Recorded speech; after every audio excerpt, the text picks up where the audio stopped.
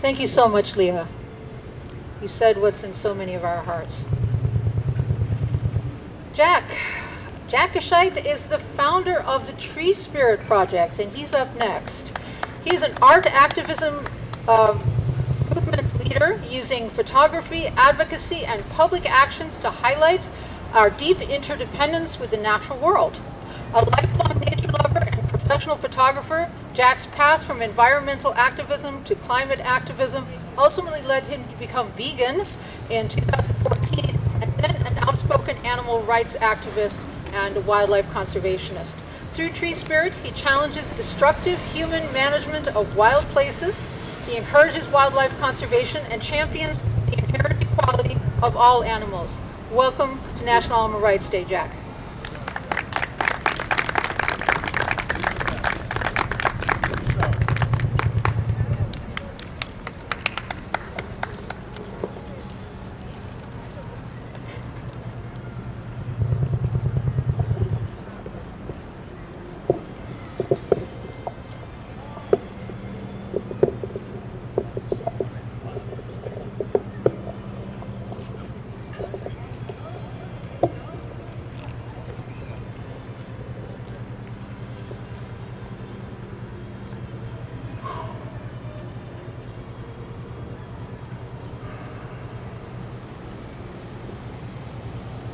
Please don't call it an animal holocaust, even though it is. That's the name of a speech I'll be giving on November 14th at the San Francisco Vegan Festival, sponsored by the San Francisco Vegan Society. I urge you all to attend.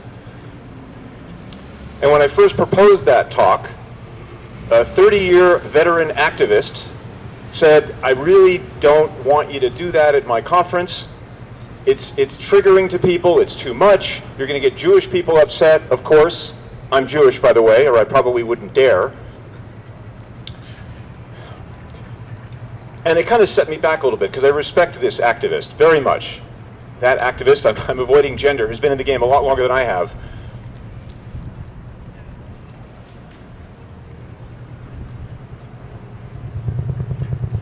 So I did more research in preparation for this talk I'll be giving in a few months, especially a book by Charles Patterson called Eternal Treblinka. And that's based on an Isaac Bashevis Singer quote. And the more I read and the more I learned, I realized that activist who criticized that talk as going too far and not being appropriate, it's going to upset people, was in a way quite right. They were right. That activist was right. The more I read, the more I realized it's not really an appropriate comparison, because the animal holocaust is far, far worse. So just reaching into that a little bit more, Leah Wilburn just preceded me and gave an incredible speech. I urge everyone watching this speech, perhaps after the fact today, to listen to what she just said. But in scope, in size, in the number of souls of people who happen to be four-legged people, and winged people, and even fish in the sea, and marine mammals that get killed along with the fish in the sea, the numbers are mind-boggling. The numbers are stunning. The numbers will break your heart if you can identify with one cat, one dog, one horse, the animals we are most familiar with, but then any cow if you get to know. There's a woman here from a retreat. I've gotten to know one of her cows and fallen in love with a cow. I'm not a farmer. I didn't grow up around cows. They were these very sweet animals that I loved, and then went home and ate a pastrami sandwich and all the rest of the things I ate in New York. And that's just the diet. There's also, of course, the larger picture of using animals as less than us, as not our equals, our cousins, our brothers and sisters. And the horror is so great that we have this bizarre, societal-wide cognitive dissonance of everybody. I mean, almost everybody will say, well, I like animals, or I respect animals, the mildest term, or I love animals, and yet, like me, for 50 years, just subject them to the most horrific abuse and torture through, in my case, eating them, and of course, wearing them. Not so much some of the other abuses. I'm going to stay on the diet part, the food part, although veganism is much more than just a diet. It's understanding what we humans as a species due to other species of animals that we share this planet with, our fellow Earthlings, if you've seen the documentary Earthlings. The scale of it is unimaginable. 6 million Jews, 12 million people overall in the Holocaust perished, were exterminated. They didn't perish passively, they were exterminated. And it's 10 million animals per hour. 10 million animals per hour, the length of this gathering today. 10 million will die, more than Jews in the Holocaust. It's also global. It's not just happening in Europe by Nazis perpetrated on Jews and the other 6 million people that died in the Holocaust that were not Jewish.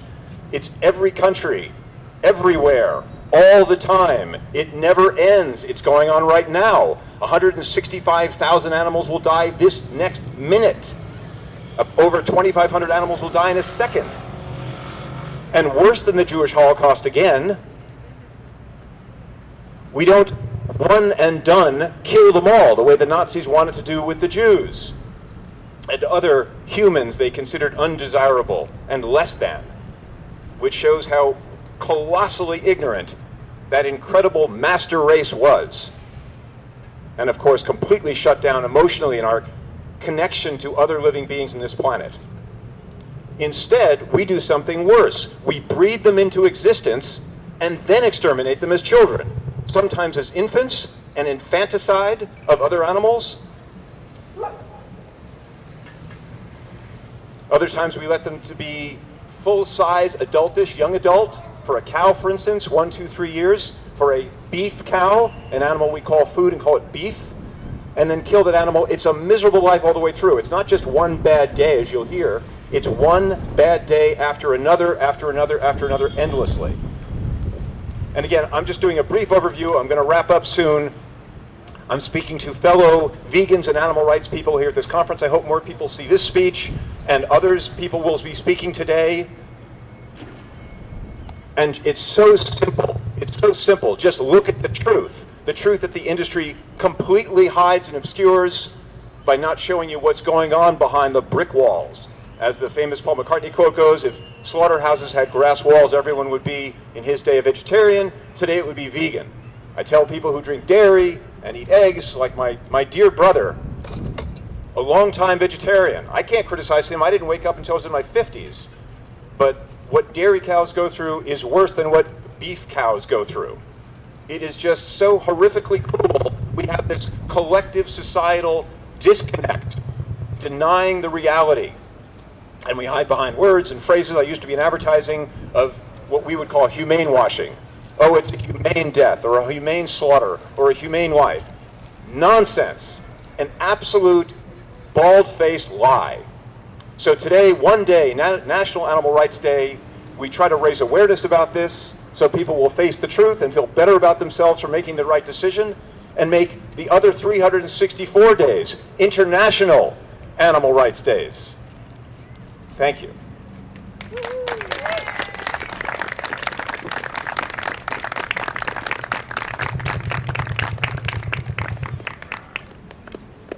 Thank you so much, Jack. Jack from TreeSpirit.